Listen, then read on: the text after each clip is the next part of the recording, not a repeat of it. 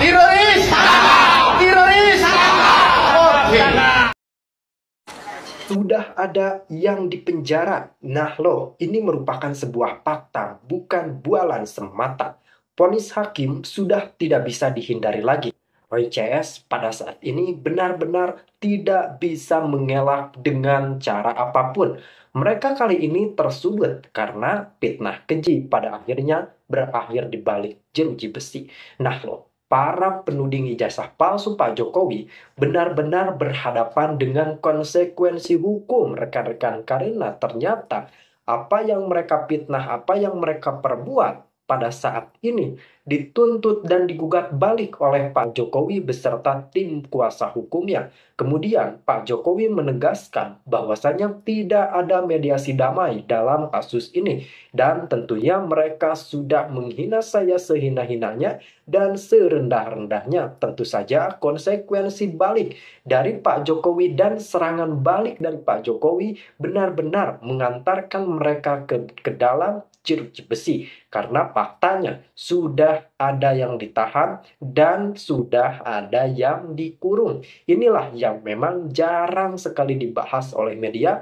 Mari deh kita kulik bersama-sama. Pemeriksaan dilakukan atas dasar pelaporan dari Jokowi dan organisasi Peradi Bersatu. Ada sejumlah pasal yang dikenakan secara berbeda. Ada pasal pencemaran nama baik, penyebaran konten yang menimbulkan kebencian atau permusuhan, serta penghasutan. Polisi juga sudah memperoleh 24 video yang menjadi landasan untuk pemberian sangkaan. Diperkirakan para terlapor itu atau sebagian dari mereka akan naik statusnya dari terlapor menjadi tersangka. Dari apa yang kita saksikan dan kita dengar selama ini, nampaknya sulit bagi Roy dan kawan-kawan melepaskan diri dari tuduhan itu. Bukti demi bukti menunjukkan mereka memang sengaja berusaha menghancurkan reputasi Jokowi dengan menggunakan bukti yang tak bisa dipertanggungjawabkan kebenarannya. Salah satu fakta terbaru adalah penjelasan pimpinan KPU Solo bahwa mereka sudah menyerahkan ijazah S1 Jokowi ke Polda Metro Jaya pada Mei 2025. Dengan kata lain, KPU Solo menyatakan ijazah Jokowi itu ada. Sudah pernah mereka terima, sudah mereka periksa sebagai persyaratan Jokowi untuk maju dalam pemilihan wali kota Solo tahun 2005. Cie, ada yang keguguran. Ada yang keguguran nih.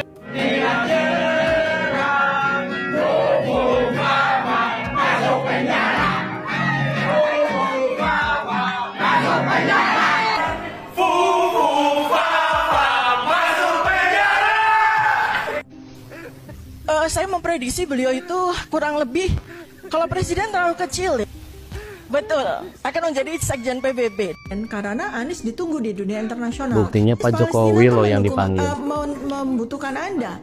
Who has played a critical role for the global COVID-19 Pernah menjadi pendamping Joe Biden, and ya. particularly in his current role as G20 chair. Indonesia's President Joko Widodo. Mr. President, you have the floor. President Biden, distinguished world leaders, there should be no monopoly in the industry supply chain. And a special thank you to the leaders of Belize, Germany, Indonesia, Senegal for co-hosting this summit with the United States. Salute our fellow co-organizers, President Widodo, Chancellor Scholz. And thank you, all of you, for co-hosting this very important convening. Prime Minister Bersenyo, the President, of course, Sall of Senegal, and Chancellor Scholz, and President Widodo. First of all, I would like to thank the US, Belize, Germany, Indonesia.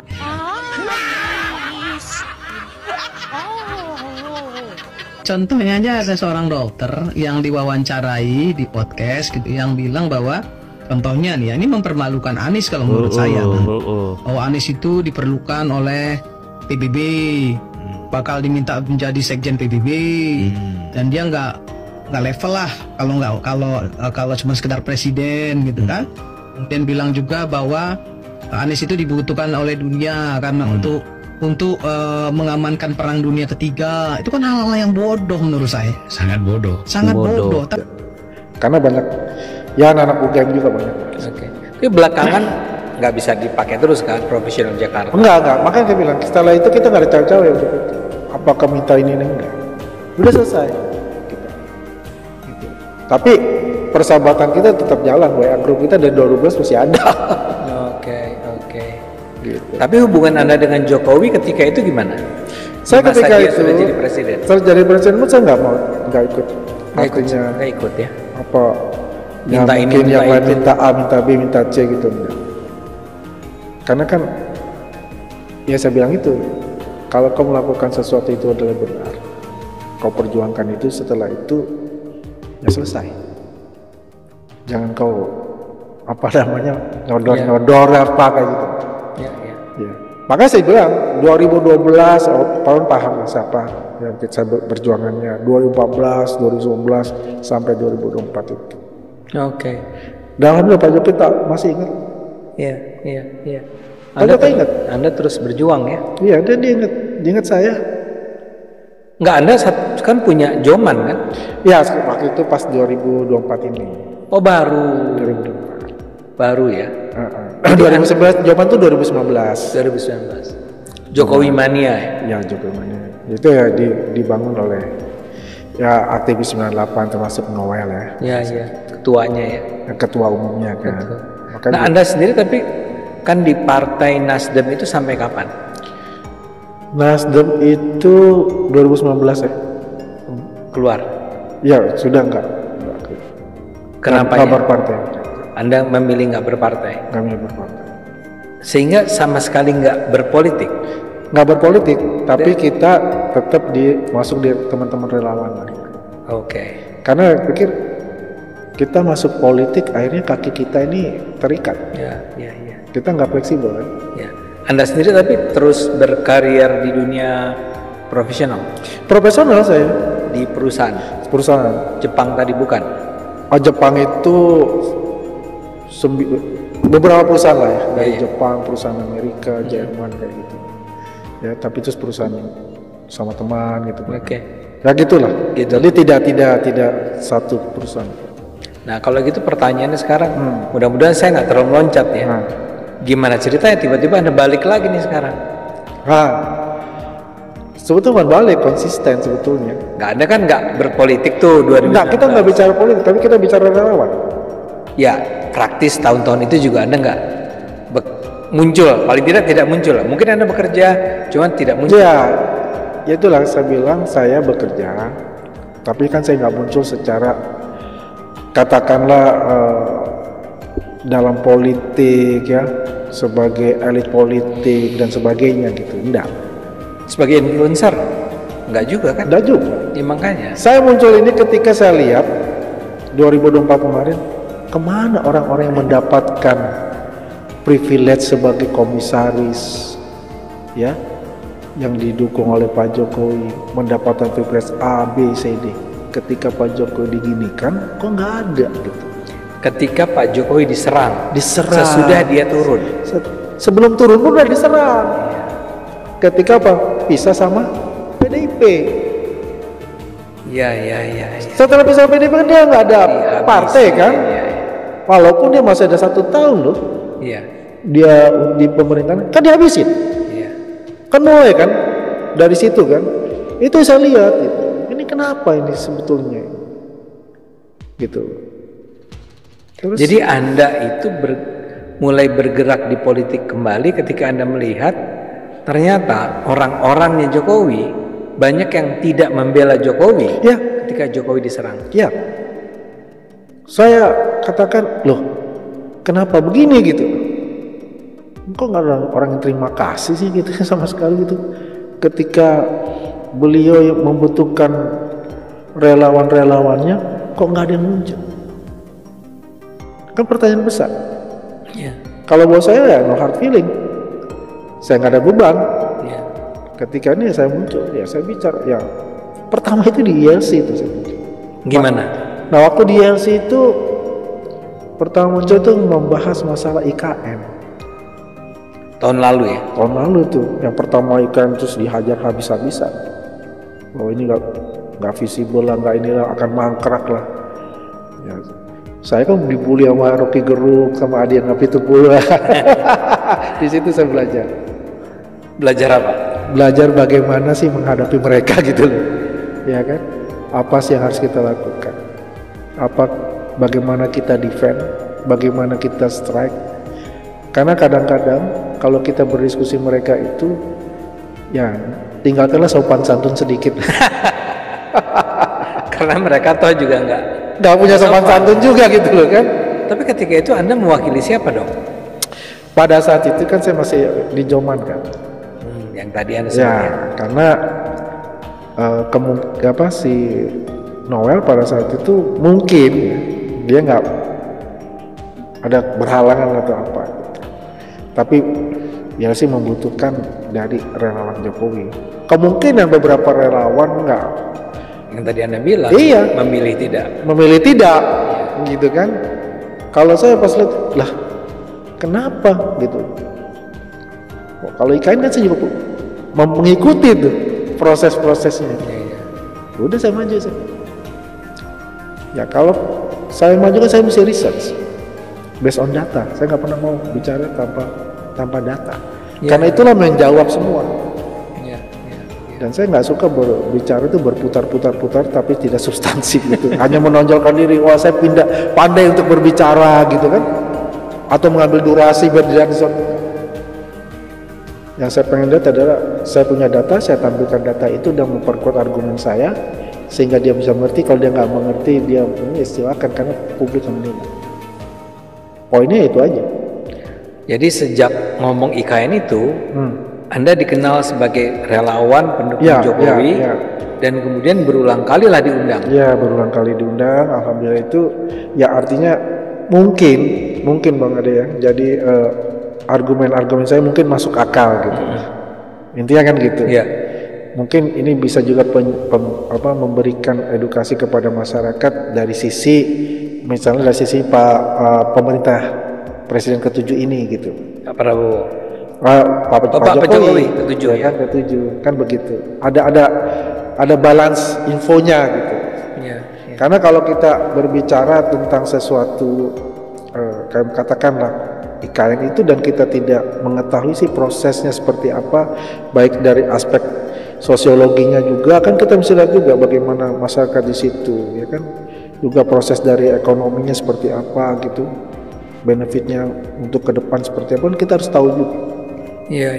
Baru kita bisa berikan suatu argumen. Nah sekarang Anda tuh didukung nggak nih oleh kubunya Pak Jokowi atau ada arahan-arahan? Iya, ini perlu dicatat ya Bang Ade. Orang kan selalu mengatakan, wah Bang Andi, Pak Andi ini pasti disupport dengan logistik yang hebat, yang kuat dan apa. Demi Allah tidak ada sama sekali. Tidak ada? Tidak ada sama sekali. Sama sekali? Sama sekali. Luar biasa. Tidak ada sama sekali untuk itu. Ya, tapi Anda tetap ketemu dengan Pak Jokowi kan? Ya, berapa hari ya? 8 hari yang lalu saya ketemu. Anda ke sana? Saya ke sana. Dipanggil atau Anda mengajukan diri? Ya, satu saya ada sesuatu yang mungkin saya bicarakan dengan beliau, kan saya minta izin untuk bisa bertemu. Kayak gitu. Dan baik rekan-rekan, padahal sudah sangat jelas dan sangat tegas clue-nya bahwa dalam hal skandal tudingan ijazah palsu ini pelakunya sudah dipenjara. Nah, kali ini memang sudah ada yang dipenjara dan siapa sosok tersebut? Sosok tersebut adalah Bambang Tri yang pada saat itu menuding ijazah Pak Jokowi palsu, berkoar-koar, menebar fitnah, kemudian dituntut, kemudian digugat, dan tentu saja faktanya fitnahan tersebut tidak terbukti. Nah, dari sini apakah rekan-rekan melihat kejanggalan? Ternyata sesuatu yang sudah jelas berbuah pidana dan penjara kok tetap digaungkan oleh kelompok Roy CS ini. Kok mereka tetap bergerak menuding, memfitnah Pak Jokowi. Nah, dari sini apakah rekan-rekan tidak mencium kejanggalan? Apakah tidak mencium keanehan? Kalau saya sih sangat-sangat mengendus aroma keanehan ini. Karena kenapa rekan-rekan? Sesuatu yang sudah terbukti asli, kenapa mereka fitnahkan palsu dan kenapa mereka perdebatkan? Apalagi ternyata pengaruh politik Pak Jokowi sangat-sangat kuat dan masih sangat-sangat luar biasa top rekan-rekan. Maka dari itu, meskipun berkoar-koar, oh ini tanpa politik, ini itu dan ini sebagainya.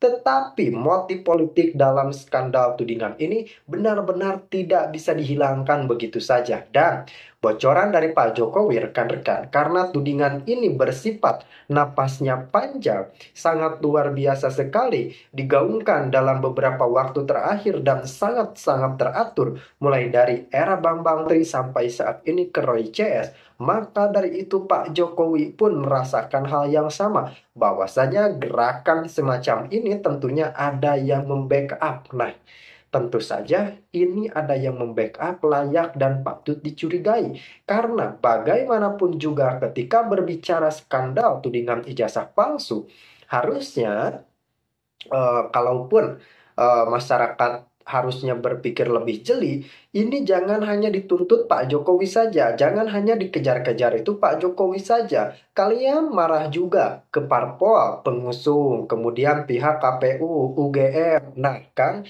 dari sana saja sudah banyak pihak yang diseret. Kemudian kenapa kok Anda ini, para peneliti, ilmuwan, pakar, dan lain-lain ini hanya menyerang ke pribadi Pak Jokowi, ke personal Pak Jokowi. Padahal ketika ingin mempertanyakan dan memastikan keabsahan ijazah, itu bukan dengan cara dipegang, dilihat, ataupun bagaimanapun cara versi mereka. Yang terbaik adalah dipertanyakan terlebih dahulu kepada pihak kampus yang mengeluarkan ijazah tersebut.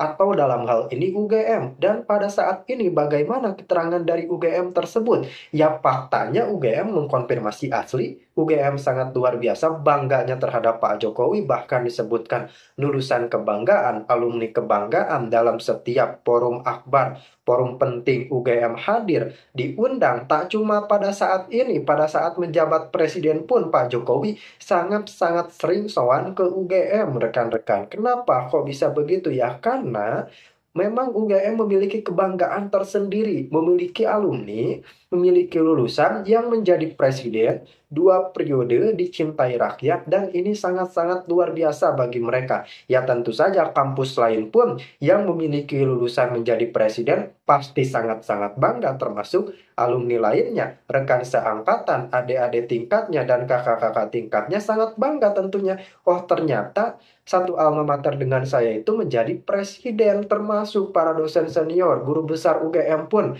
sampai angkat bicara pada saat itu, dan beliau sangat fair, rekan-rekan. Dia mengatakan bahwasanya terkadang saya itu tidak sejalan dengan program dan kebijakan Pak Jokowi semasa menjabat sebagai presiden, dan itu fair sekali. Kritis memang diperlukan, rekan-rekan, dan ini negara demokrasi, boleh tidak sependapat dan boleh mengkritik. Kemudian beliau juga mengatakan, tetapi kalau perkara skandal tudingan ijazah palsu ini, saya jelas-jelas membela Pak Jokowi, karena Pak Jokowi adalah benar-benar ijazah asli dan lulusan resmi dari UGM, bukan seperti apa yang mereka fitnahkan selama ini.